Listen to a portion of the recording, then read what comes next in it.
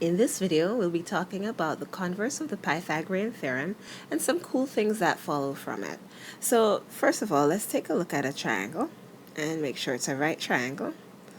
If we have a right triangle, we know that the Pythagorean states that a squared plus b squared is equal to c squared, where a and b are just the lengths of two legs and c is our hypotenuse.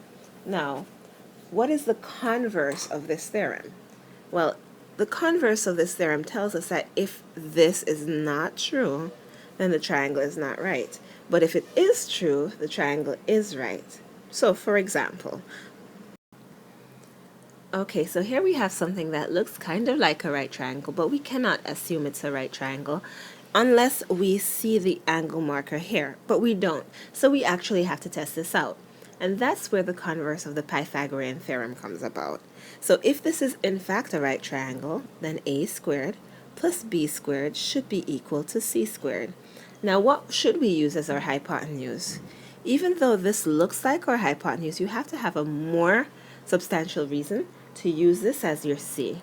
And the reason that you should really use is the fact that the hypotenuse, the c, should be the largest side.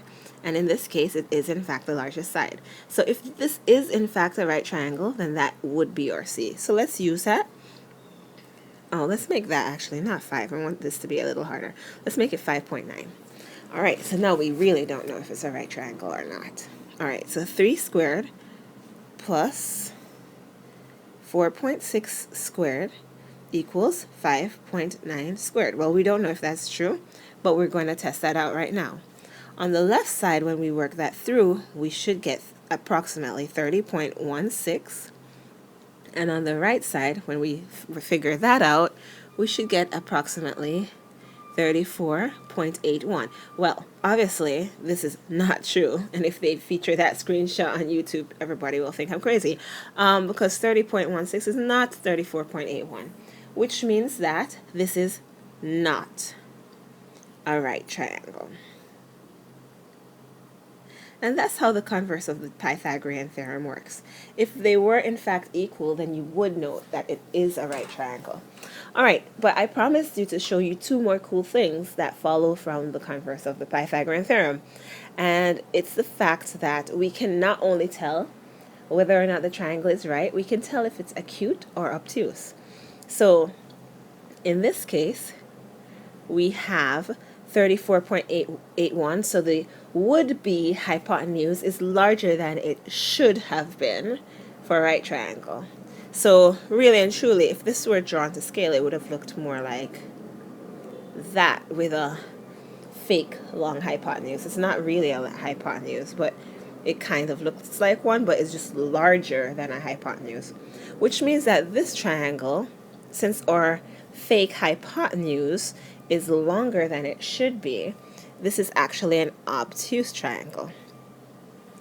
If it had worked the other way around, let's look at an example. If it had worked the other way around, then the triangle would be acute. Let's look at an example. All right, so let's pretend for a moment that we don't know what type of triangle this will be, and we're trying to find it out.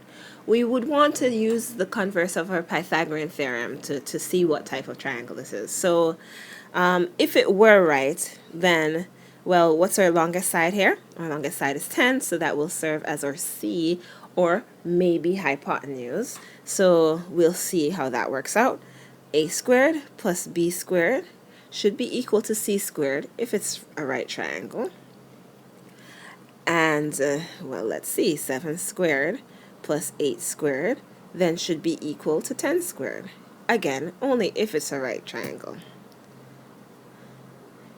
So when we do the left side, we get 113, clearly not equal to 100, which is what you get when you do the right side. Now, this 100 is our, our fake hypotenuse. It's smaller than it should be, which means the triangle actually looks, let's try this again. So if this is a right triangle, oh wow, that's lovely. This, with our small 100, would close in a little bit and look like this. So that means that our triangle is acute. So if that thing that should be the hypotenuse is smaller than the other side, the triangle is acute. But if it's larger than what's on the other side, so if our c squared is larger than what's on the other side, then it's obtuse. Okay, so what we just spoke about is called the Pythagorean inequality theorem, and here it is in writing. I just wanted to make sure you have it down in your notes.